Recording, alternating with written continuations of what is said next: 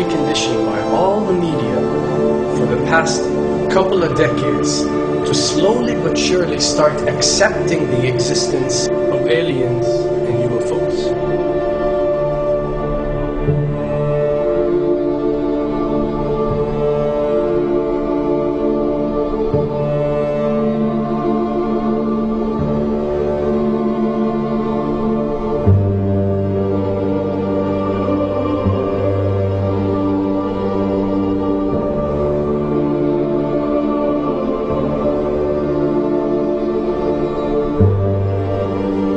I can tell you right now that 99% of every UFO sighting that has ever taken place has actually not been an unidentified flying object, because this has always been military technologies.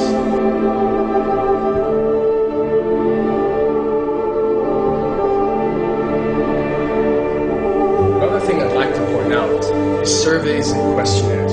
You know, we get surveys and questionnaires all the time, sent out by the state or by the government or by our rulers and our officials and so on and so forth.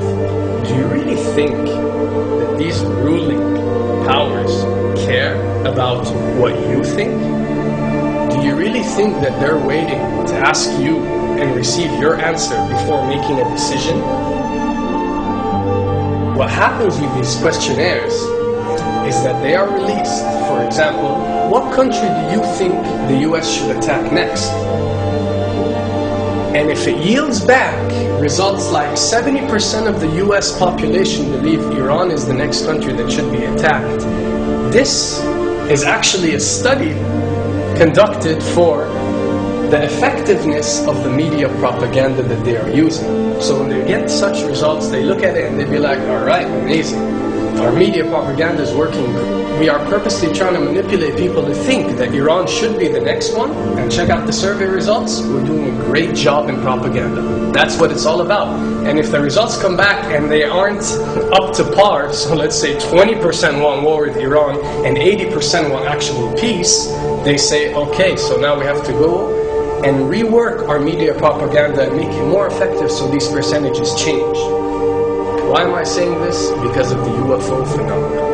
Since the 60s, the amount of people who believe in extraterrestrials have skyrocketed, and they're only increasing day by day in our modern world. This only confirms the success and the plans that are taking place to first manipulate you to believe in UFOs, and second, to conduct a UFO attack that is going to force the whole world to unite to fight off this enemy and accept the New World Order.